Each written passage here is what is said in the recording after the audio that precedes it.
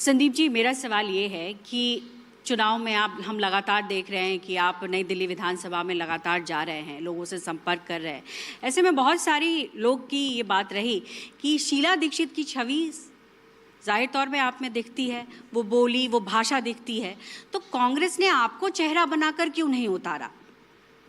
आप अगर चेहरा बन के उतरते तो शायद कांग्रेस कुछ और तरीके से आगे बढ़ती। आपका मतलब है मुख्यमंत्री का चेहरा? बिल्कुल।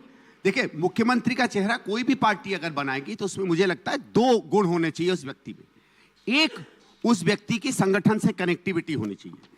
मैं 10-1 साल से राजनीति में रहा हूं, लेकिन बहुत ज्यादा मैं सक्रिय दिल्ली में नहीं रहा हूं, क्योंकि मेरा एक व्यावसायिक पक्ष है।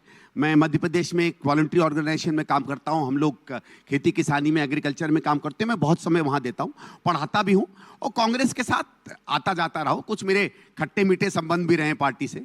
मैं थोड़ा जरूरत से ज्यादा चीजें बोल देता हूं, तो उतना डिसिप्लिन्ड सोल्जर नहीं हो पार्टी का जितना शायद और लोग होंगे। आप मान लो उसको अच्छा एक बुरा। तो संगठन में मेरा उस तरीके से एक व्यवहार और संबंध नहीं है। दूसरा, वही आदमी चेहरा बन सकता है जो पूरे राज्य में जिसकी पहचान हो, पकड़ हो। मेरा हो सकता है इस दिल्ली में मैं सांसद रहा हूं, लोग मुझे जानते होंगे, मेरे काम को जानते होंगे। नई दिल्ली में क्योंकि शीला जी यहां रही, मुझे जानते होंगे। बाकी दिल्ली में सही में क्या लोग मुझे उस तरीके से जानते हैं, मुझे नहीं लगता है। जस्ट बिकॉज एक लेगेसी को मैं बायोलॉजिकली ज्यादा रिप्रेजेंट करता हूं, तो उसका एक एरिया में तो इंपैक्ट हो सकता है। मेरे अपना काम, मुझे लगता है मैंने बहुत मेहनत से काम किया था इस दिल्ली में। इस दिल्ली तक मैं मान सकता हूं। अगर आप कहते हैं इस दिल्ली में क्या आपको सीएम चेहरा बनाना चाहिए, तो मैं कहता हूं कि मे बी। पूरी दिल्ली में आई डोंट थिंक मैं उस लेवल पे हूं अभी। मेरा एक और सवाल है।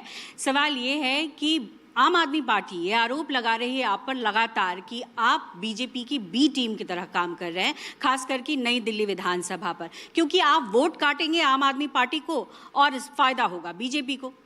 ओके, मैं अच्छा हुआ आपने ये सवाल पूछा।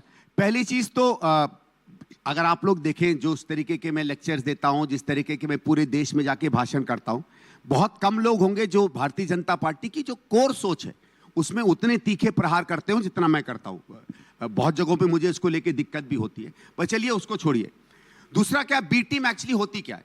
अगर आप माने पॉलिटिकल बी टीम, तो वो होती है कि जिसके कार्य से ए टीम को फायदा हो। अमूमन यही माना जाता है ना। तो मैं पूछना चाहता हूं, ऑडियंस भी यहां बैठी है, आप लोग भी यहां बैठे हैं, हरियाणा में आम आदमी जाती है, कांग्रेस का वोट करता है, बीजेपी को फायदा होता है। उत्तराखंड में जाते हैं, कांग्रेस को नुकसान होता है, बीजेपी को फायदा होता है। गोवा में जाते हैं, कांग्रेस को नुकसान होता है, बीजेपी को फायदा होता है। गुजरात में जाते हैं, वही होता है। मुझे एक जगह बता दीजिए जहां आम आदमी पार्टी गई हो और बीजेपी को नुकसान हुआ हो और कांग्रेस या तृणमूल या समाजवादी को फायदा हुआ हो। और कोई ऐसा चुनाव बता दीजिए जिसमें कांग्रेस पार्टी गई हो और बीजेपी को नुकसान हुआ हो, किसी और रीजनल दल को नुकसान हुआ और बीजेपी को फायदा हुआ हो। हम तो जहां गए हैं कोशिश किया हमने कि हम भारतीय जनता पार्टी से सीधे टकराव करें। मैं ये नहीं कह रहा हूं कि कोई आम आदमी पार्टी डेलिबरेटली करती है, क्रिमिनली करती है, वो आप जाने, आपका काम जाने। इंपैक्ट उनके इलेक्शंस का क्या है, इसलिए मैं कहता हूं बी टीम कहना मुझे नहीं लगता है कांग्रेस को आप बी टीम कह सकते। तीसरी जो आपकी बात थी कि हम नई दिल्ली में, देखिए नई दिल्ली में जैसे मैं आपसे अभी चर्चा भी कर रहा था, नई दिल्ली में एक बहुत बड़ा एंटी इनकम्बेंसी वोट है अरविंद केजरीवाल का, और वो सब कांग्रेस को नहीं आ रहा है। मैं वो वर्गों की यही नहीं बात करना चाहूंगा, बिकॉज वो एक रणनीति की बात थी, मैं शेयर कर रहा था। बहुत सा ऐसा वोट है आम आदमी पार्टी का जो टूट के कांग्रेस की तरफ आ रहा है। बहुत सा ऐसा वोटर है आम आदमी पार्टी का जो टूट के बीजेपी में जा रहा है, और काफी वोट बीजेपी का वापस कांग्रेस में आ रहा है, जो शीला दीक्षित जी के समय कांग्रेस को देता था। इतना आसान नहीं होता, और आप लोग मुझसे बेहतर जानते होंगे, पॉलिटिक्स में 2+2 is never 4। It can be 1, it can be 7।